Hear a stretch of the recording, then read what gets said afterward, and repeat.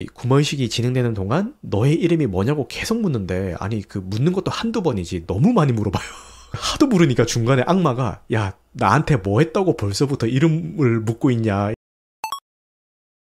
한국 오컬트 영화의 대표작 중 하나인 검은 사제들의 스피노프 작품 검은 수녀들을 감상을 했습니다. 이 많은 분들이 검은 사제들의 감독이었던 장재현 감독의 작품이라고 오해를 하고 계시던데, 실제 장재현 감독도 인터뷰에서 검은 수녀들 영화 잘 봤다고 전화 몇 번 받았다라고 언급을 하시기도 했죠. 근데 이 작품은 카운트와 해결사를 연출했던 권혁재 감독의 작품입니다. 사실 저는 여기서부터 일단 기대치가 낮아진 상태였어요. 이 감독님의 전작들이 그리 호평을 받지 못한 작품들이라는 점도 있고, 어느 순간부터 한국 관객들에게 이 K 오컬트 감독이라고 하면은 이 장재현 감독이 대명사처럼 자리를 잡았잖아요. 게다가 이 검은 사제들을 워낙 재미있게 봤기 때문에 감독이 교체된 상황에서 이 스피노프 작품이 나온다라는 게 뭐 딱히 크게 막 기대는 되지는 않았습니다. 결론부터 말씀드리자면은 저는 그냥 무난하게 볼만했다라는 입장이긴 한데, 무난하게 볼만했다라는 그 의미가 영화 자체가 만족스러웠다라기보다는 검은 사제들에서 잘 구축해놓은 그 세계관을 확장시키고 추후 시리즈화를 위한 초석을 다져놨다라는 면에서 볼만했다라는 생각이 듭니다. 애초에 기대치가 없어서 그랬던 거일 수도 있고요. 제가 독감을 앓는 바람에 개봉 후에 시간이 좀 지난 뒤에 감상을 했는데, 그동안 뭐 각종 커뮤니티나 여론이 혹평 일색이라서 기대치를 더 낮추고 봤던 그런 감도 좀 있긴 해요. 먼저 내용을 간단히 설명을 드리자면은, 악령에 사로잡힌 고등학생 희준에게 구마의식을 행하기 위해서 유니아 수녀와 미카엘라 수녀가 각종 난관을 헤쳐나간다라는 그런 이야기를 가지고 있습니다. 스토리라인은 매우 심플합니다. 전작인 검은 사제들도 이게 다죠. 이 간단한 스토리라인을 뭘로 채워 넣을 것인가, 이게 관건인데, 이 검은 수녀들은 배우들의 연기력과 이 무속신앙과 카톨릭 구마의 혼합으로 채워넣은 그런 느낌이 들었습니다. 일각에서는 여성 연대에 대해서도 이야기를 하던데, 저는 오히려 제작 단계에서부터 이 여성 연대에 대해서는 크게 고려하지 않고 만들었다라는 느낌이 들거든요. 이 여성 연대를 보여주기 위해서 상황들을 세팅했다라기보다는 그냥 전작에서는 신부였으니까 이번 작품에서는 수녀로 바꾸자라는 그 아이디어가 우선이 되고, 이 작품상에서 묘사되는 꼬장꼬장한 신부들의 반대라든가 수녀가 얕잡아 보이는 그런 설정들은 뭐 굳이 여성 연대를 강조하기 위해서라기보다는 그냥 주인공이 수녀니까 가톨릭 내부 분위기에서 자연스럽게 따라오는 상황인 거지, 대단한 뭐 여성 연대에 대한 메시지를 고려해서 그렇게 설정한 건 아닌 것 같았어요. 만약에 이걸 의도하고 넣은 거였더라면은 굉장히 못한 거겠죠. 네.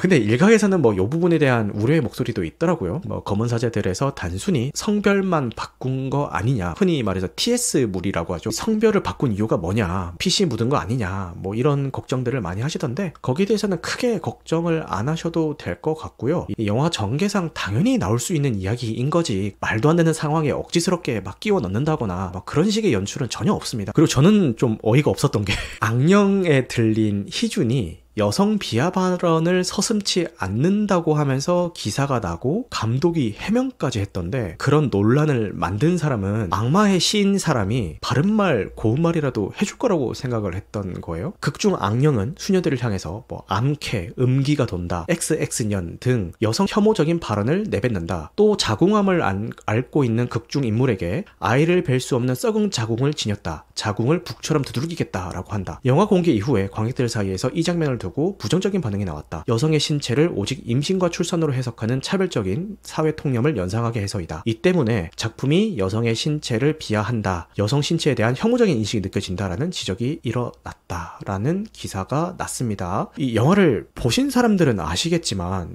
여기에 언급되어 있는 자궁암 같은 경우는 이 영화에서 굉장히 중요한 요소로 쓰입니다. 이 단순히 악마 입에서 저런 식의 이제 험한 발언이 나오고 땡이 아니에요. 영화 전반적으로 굉장히 중요한 요소로 쓰이는 거고, 이 악마가 나와서 바른말 고운말을 해주기를 바랬던 건지 저거를 문제 삼는다는 게 오히려 더 이상하고, 12형상이나 되는 그 굉장히 강력한 악마가 욕을 너무 못해도 문제가 아닌가라는 생각이 드는데, 저는 악마치고는 욕을 오히려 좀 못하는 편이 아닌가라는 생각이 들었거든요. 꼭 그 욕 못하는 애들이 일단 그 쌍시옷 들어간 그 단어부터 외치고 보거든요. 여기서 나오는 악마가 딱 그렇더라고요. 너무 육두문자 위주로 욕이 흘러가더라. 육두문자 자체보다는 그 인물의 트라우마를 긁어버리는 화법이 이 악마들의 주 수법인데 너무 못 긁는다라는 생각이 들더라고요. 이 정말 악마의 속삭임처럼 이 심리적으로 흔들리게 만들어야 되는데 그냥 자극적인 말만 나열하는 그런 느낌? 이거를 문제 삼았으면 악마가 욕을 왜 저거밖에 못해? 이러면서 공감을 했을 텐데 저렇게 이제 여성 비하로 엮으면서 좀 문제를 삼으니까 거기에 대해서는 약간 공감하기가 좀 힘들었다라는 생각이 들었습니다. 아쉬운 점들부터 좀 나열을 해보자면은 설정 자체는 매력적이게 잘 해놨는데 그 설정을 잘 못 살린 그런 느낌이 들었습니다. 먼저 캐릭터 설정부터 좀 이야기를 해보자면은 송혜교가 연기하는 유니아 수녀는 태어날 때부터 한쪽 귀가 들리지 않습니다. 이 대신에 영적인 소리를 들을 수 있는 그런 인물입니다. 그리고 전여빈 배우가 연기하는 미카엘라 수녀는 귀태입니다. 이 귀태란 빙의가 된 부모로부터 출산된 아이를 뜻하는데 날 때부터 영적인 능력이 있습니다. 이 미카엘라 수녀는 영적인 곳을 보는 능력을 가지고 있고 이거를 정신병이라고 여기면서 의학적으로 치료할 수 있다고 애써 믿으려고 노력하는 그런 인물입니다. 유니아 수녀는 들을 수만 있고 미카엘라 수녀는 보고 듣고 만질 수 있는 그런 설정인데 이렇게 매력적인 설정을 잘 해놓고 이 설정을 통해서 뭔가 연출하는 게 없어요. 그냥 이 두 수녀의 연대감을 형성하는 그 요소로만 쓰이지 이거를 이용해서 뭐 서스펜스를 연출한다든가 영화 전개에 있어서 뭐 중요한 단서를 찾는 데 쓴다든가 구마의식에서 이 능력을 통해서 실마리를 제공을 한다든가 그런 게 없어요. 아니 저 매력적인 설정을 잘 해놓고는 그거를 왜 활용을 안 하는지 이해를 할 수가 없습니다. 신재휘 배우가 연기하는 애동이라는 그 캐릭터도 마찬가지인데 이 부모님이 무속인이라서 신기를 물려받았고 말을 더듬는 초보 무당으로 나오죠. 그리고 마지막 구마의식이 진행이 될 때 주인공 일행을 도와서 굿을 벌이는 그런 인물이기도 합니다. 이 말을 더듬었던 인물이 본격적으로 굿이 시작되자마자 말을 더듬는 것을 멈추고 뚜렷한 발음으로 경문을 외우는 장면이 나오거든요. 근데 이 장면이 되게 멋있어야 되는 장면이에요. 근데 그냥 바로 굿을 시작하고 유니아 수녀의 대사 한 줄로 그냥 끝나버려요. 뭐라고 했더라? 뭐 말을 더듬는다고 훗 뭐 이 대사 한 줄로 그냥 끝나버려요. 연출을 멋있게 하려면 얼마든지 멋있고 극적으로 이렇게 할 수 있는 부분이거든요. 근데 너무 담담하게 지나가 버리더라고요. 그리고 이 이진욱 배우가 연기하는 바오로 신부는 부마의식을 믿지 않는 인물입니다. 이 빙의 증상도 일종의 정신병으로 생각하고 의학적으로 치료할 수 있다고 믿는 인물이죠. 이 중간에 희준을 기도원으로 데려가서 치료하려다가 악령의 공격에 패닉에 빠지는 모습을 보여주는데 영화에서는 이 과정을 생략해버려요.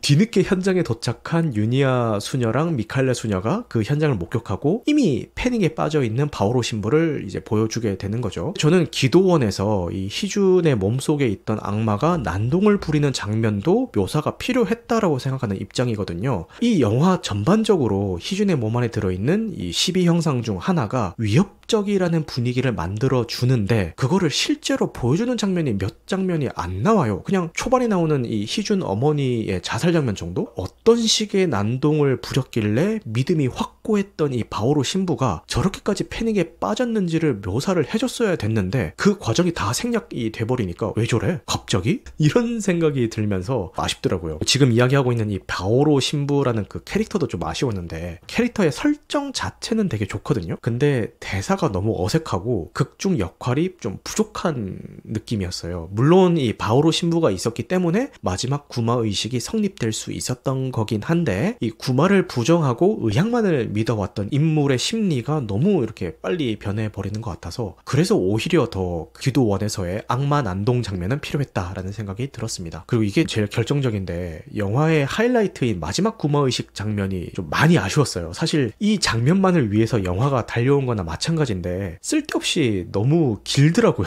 제가 이 작품을 보고 나서 검은 사제들을 다시 봤거든요. 구마의식 장면이 훨씬 짧은데 그 짧은 시간 안에 알차게 다 들어가 있어요. 근데 이 검은 수녀들에서 구마의식 장면은 물 같은 걸 끼얹나? 짤처럼 일단 물고문부터 시작하고 막 서로 악마랑 유니아 수녀랑 디스 배틀을 막 시작을 해요. 악마가 먼저 패드립을 포함해서 주저리 욕을 하면은 유니아 수녀가 야 너 같은 잡기는 상대할 시간도 없어 막 이런 식으로 막 긁거든요. 서로 누가 먼저 긁히냐 그 싸움을 막 해요. 그 악령의 이름을 스스로 이야기하게 만드는 것이 구마의식의 마지막인데, 이 구마의식이 진행되는 동안 너의 이름이 뭐냐고 계속 묻는데, 아니 그 묻는 것도 한두 번이지 너무 많이 물어봐요.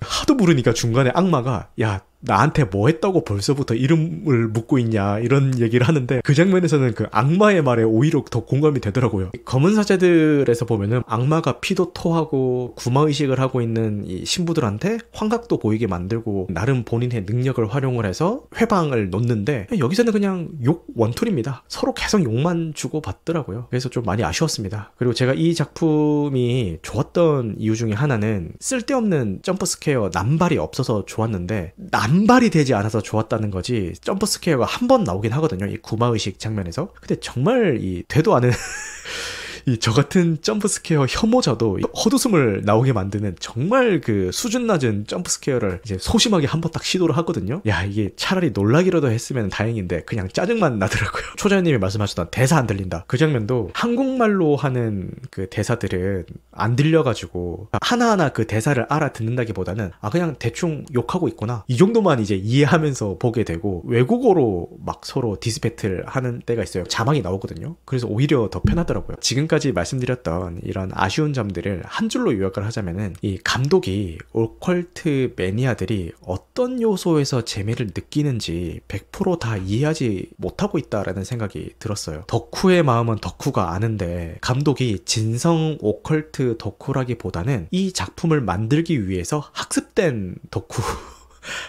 덕후가 이 작품을 만든 그런 생각이 들더라고요. 여기까지 들으면은 뭐야 그럭저럭 볼만했다고 하더니 그 맞아? 뭐 이런 생각을 하실 수도 있는데, 그럼에도 불구하고 왜 그럭저럭 볼만했다라고 말씀을 드렸는지 지금부터 말씀을 드리자면은, 먼저 배우들의 열연입니다. 사람들이 송혜교 배우의 연기 톤이 더 글로리에 나오는 문도은과 똑같아서 많이 아쉬웠다 이런 얘기를 하던데, 저는 그냥 좋았습니다. 이 낮은 톤의 목소리와 단호한 말투가 유니아 수녀라는 캐릭터와 잘 어울렸던 것 같고요. 다만 검은 사제들에서 보여줬던 연기 속을 가로지르면서 나타나는 이 강동원 배우의 미친 비주얼, 그런 연출이 이번 작품에서는 없더라고요. 아니 송혜교 배우의 비주얼을 가져다 썼으면서 전작에서 보여줬던 그런 미친 등장씬 같은 것들을 왜 연출을 안 했을까, 그런 점이 조금 아쉽긴 했습니다. 전예빈 배우도 좋았는데 탕후루 먹방하는 장면도 되게 귀여웠고, 영적인 능력이 있는 스스로를 좀 부정하다가 결국 받아들이고 진심으로 구마를 위해서 온몸을 던지는 그런 역할을 잘 소화를 했던 것 같습니다. 그리고 문우진 배우도 악령의 시인 희준 역할을 잘 해줬고요. 이 순수한 소년의 모습과 악령의 시인 모습을 왔다 갔다 하면서 연기를 잘 하더라고요. 문우진 배우가 잘한 것과는 별개로